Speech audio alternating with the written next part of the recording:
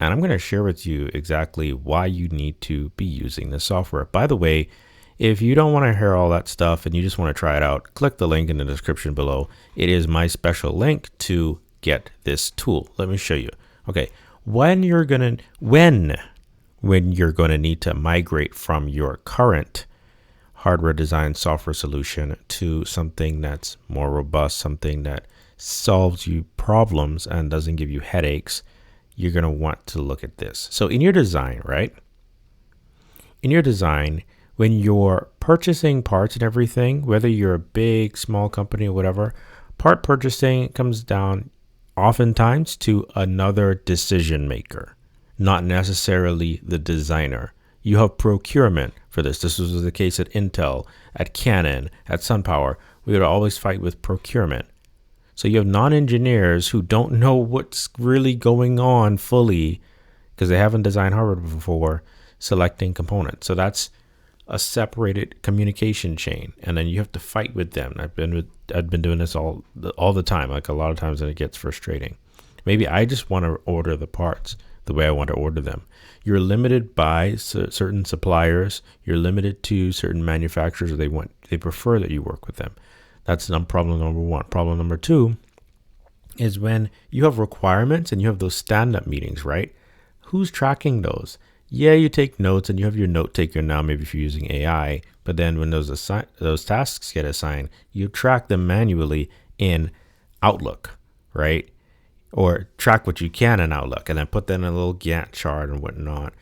I've done all that. That's not as efficient. Maybe you use Slack. Maybe you use daily stand-ups and some other tool or ClickUp or whatever. By the way, I have a video on ClickUp. It's a very powerful tool to track everything. That's what I use for my startup, okay, and my side hustles. Check out my video I did on ClickUps on a different channel. Anyway, so there's all this disjointed stuff. You're doing admin stuff. You're working across teams. Other key decision makers are making decisions for you in your hardware design. You manage the project, right? But everything's in different places. And then you still have to rely on communication, emails, back and forth, blah, blah, blah. Somebody leaves the office to keep everything on track. That's just design. That's just design. To fix that, you need a cohesive interface ecosystem. And that's Altium Designers Develop, right? And I'm not just blowing smoke. Let me show you. So if we go in here, right? Let's say you want to do design. Oh, yeah, you have your ECAD workspace and all that stuff. Yeah, you can route with interactive tools. But here's the thing. This task management stuff right in here, you can manage and show your tasks right in the cloud environment. That is huge. And visually too.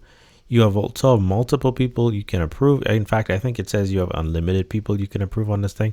I use this. This is on my back end. I can show you my back end, but I may not have time for that. They have a much more polished way about it, right?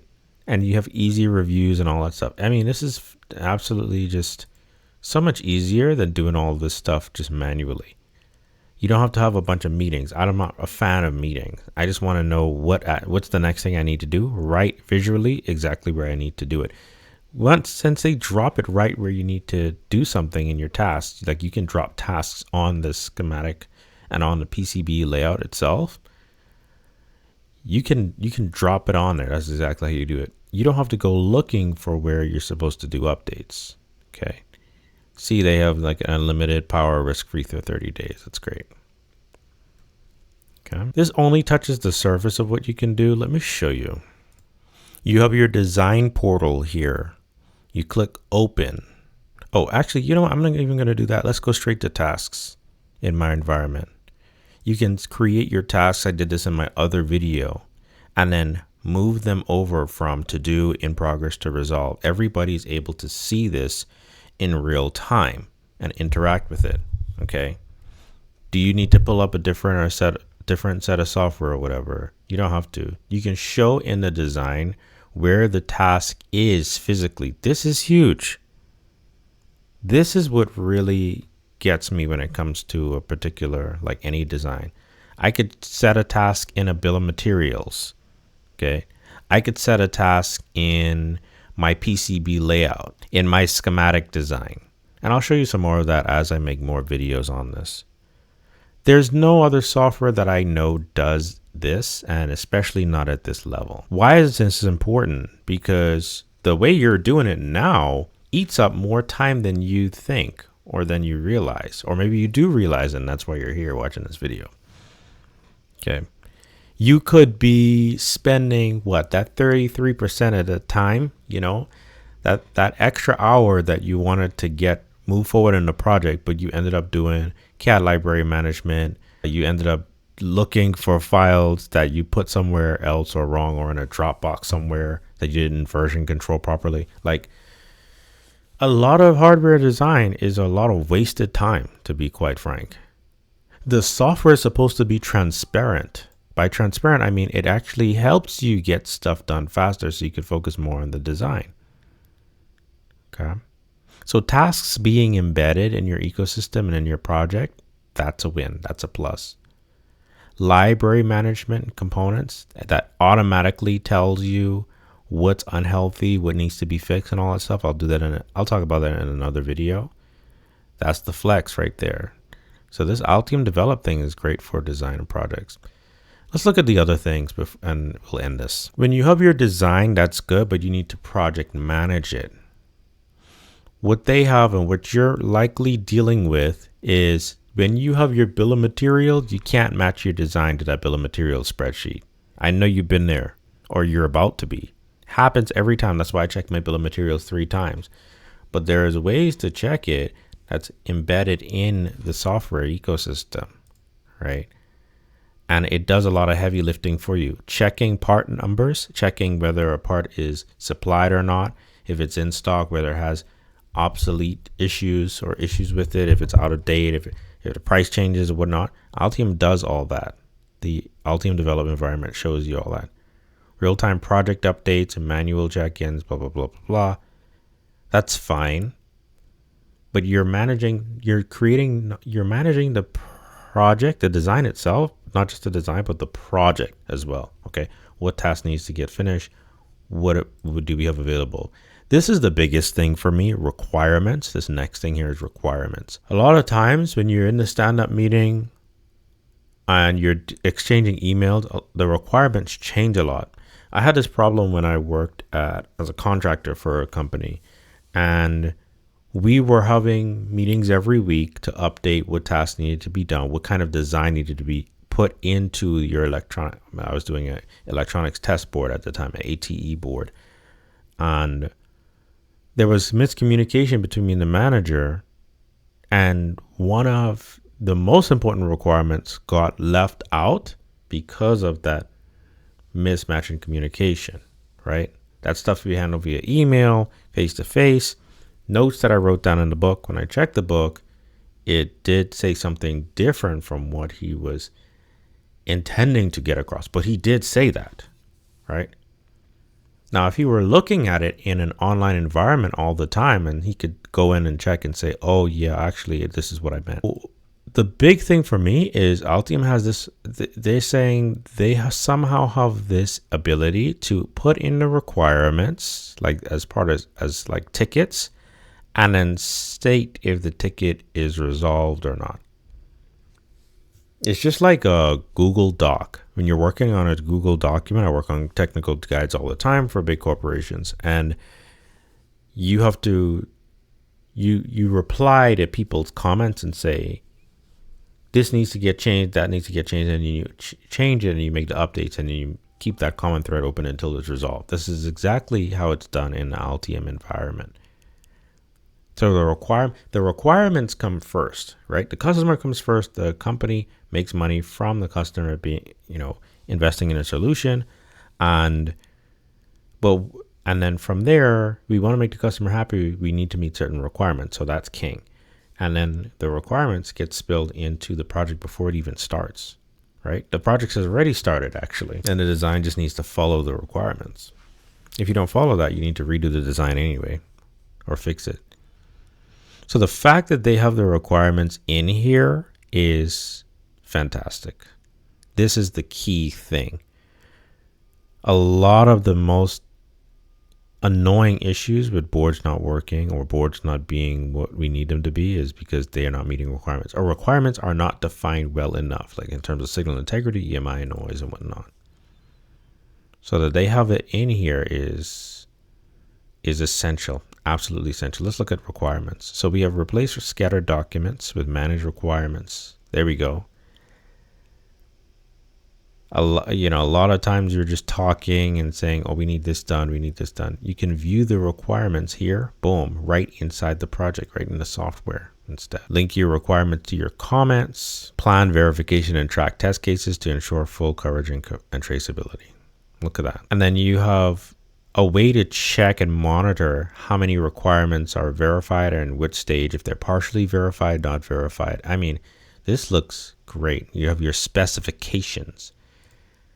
I haven't done my video. I don't know if I've done my video or not on the different phases of hardware design. You need to subscribe and watch if you don't know about that. And then product specification, right? It's very important, especially for UL. Okay. To meet your requirements. You don't want to be managing this manually. You just don't. PowerPoint slides and all that and Word documents. No, don't do all that. Do this instead. Back to the Altium Developer overview. We have requirement, supply chain.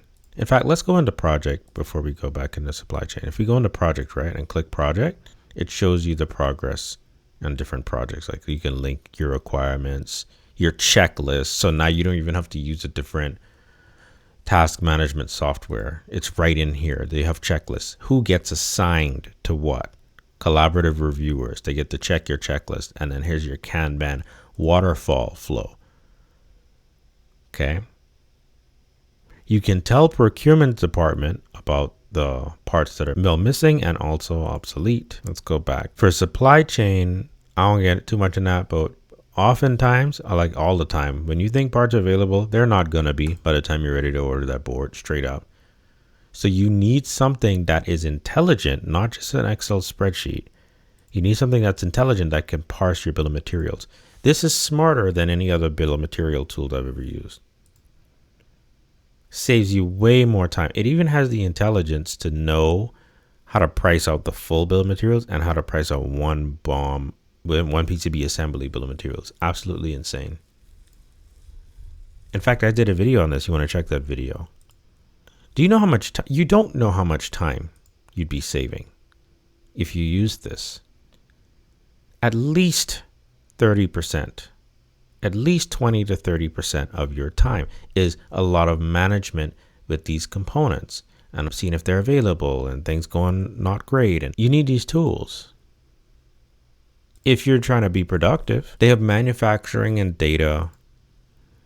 Manufacturing has its own crazy benefits. Measure precisely, verify. This is important. Okay. Whenever you finally get to fabrication, this happens all the time because I design all my boards from start to finish, from scratch. Okay. You're inevitably going to run into issues when you send that board out from manufacturer.